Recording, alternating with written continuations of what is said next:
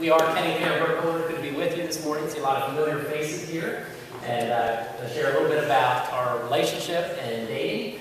And part of the it's been what, a little over 25 years. We've known each other, and when I think about how we met, the infamous room. I think maybe we should share a little bit about that story.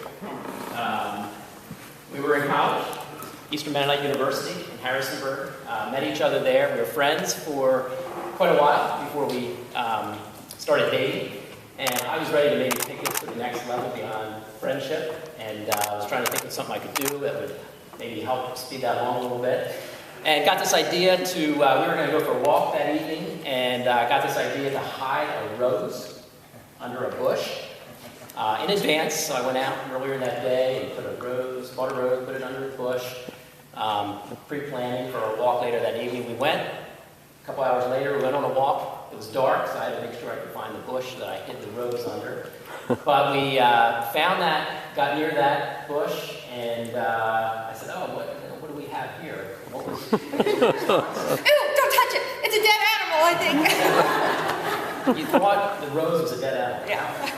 I still don't understand how you could mistake it for a dead animal. But anyway, that was the start of our official relationship. After that, you got over the fact that I think you appreciated the gesture. Yes. I think is what it was, and soon after that is when we started dating. Yeah, we dated throughout our college years, and that was the beginning of our sophomore year. We dated throughout college.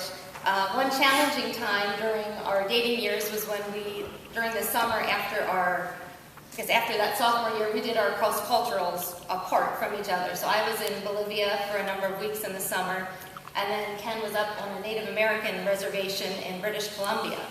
And this was before the days of cell phones and texting, so we wrote handwritten letters every day while he was in British Columbia. We each wrote one. Took about a week till the letter actually arrived in Canada or in Salverton, where I was then. So we're showing our age. Yeah, right. No computers, emails, or texting back then. This June will mark 23 years we've been married, and I think maybe the one thing we really wanted to emphasize is how marriage, like a lot of things in life, is an investment, and it takes time and energy and intentionality. Like anything we do, whether it be sports or musical instrument or academics, it takes time and energy and investment, and it's glorious and joyful in many ways, and also challenging. But certainly a lot of joy, and I think for us, a key has been. It sounds so simple, but the word friendship, very basic, but just friendship rooted in Christ. Oh, look at that! I didn't know what it was years ago. And one note that our wedding, we got married at Blooming Glen Mennonite Church, close by, and had our reception right here, back in the cafeteria. And believe it or not, it was kind of the thing to do then. That was kind of a hot spot for wedding receptions. Except my grandfather, when he had the prayer, he referred to it as the lunchroom, which kind of mortified me that we were having our reception in the lunchroom.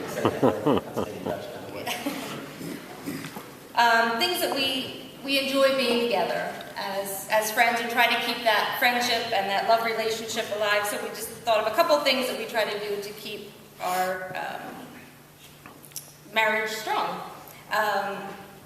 We try to have a date night once or twice a month, just something simple.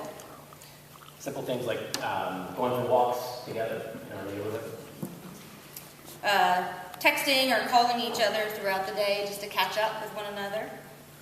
I think, part of that friendship too, we have a lot of similar interests, and even though you love sports and theology a little more than I do, but other than that, we do have a lot of things in common. I think it's fair to say that our friendship is rooted in. Ken is a pastor, so he performs many weddings, and something that we do together is premarital counseling with the couples that we're going to do the wedding for. So we usually meet with the couples about 4 times in our home, usually 2 hours at a time or so, and have those premarital sessions together. Yeah, I think that's something we've really enjoyed doing together a lot. Just that relationship that we form with couples. Again, I think couples, you need the importance of having a lot of people surrounding you, cheering you on in marriage. And we've been able to form some good relationships. We also encourage couples to have a mentor couple in the congregation, somebody else that's praying for them, encouraging them and cheering them on. We need a lot of support in marriage. We all need that in life.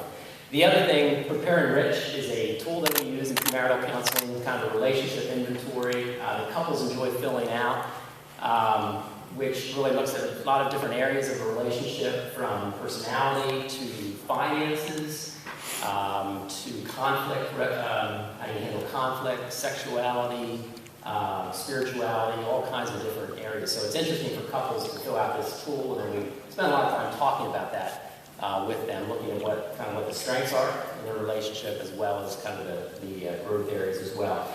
And what we often tell couples, I think this has been very true for us, is just the importance of certainly faith.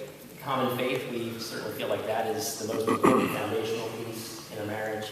And then other kind of values, what's important in life, those kinds of things. We often tell couples personality differences, quirks, things like that, you can work out in a marriage. But kind of those deeper underlying faith, values, kind of the deeper questions of life. What are we here for? What's life all about? What's the purpose? Those kinds of questions. I think couples that we've counseled, when those things are similar, we have a lot more hope in those couples and those relationships lasting. When they're not similar, that's what often creates the challenges in marriage. So that is something that we encourage. Ecclesiastes 4:12 talks about a cord of 3 strands is not easily broken. I think that's a wonderful image for thinking about 3 strands, a husband and wife, and then if we apply it to marriage, a husband and wife, and then God as part of that as well, and that faith, friendship rooted in faith, the importance of that. And just a challenge that marital love grows to a deeper and richer level as you journey through life together. As you share experiences, joys, and challenges together with a common faith, marriage is a wonderful gift from God.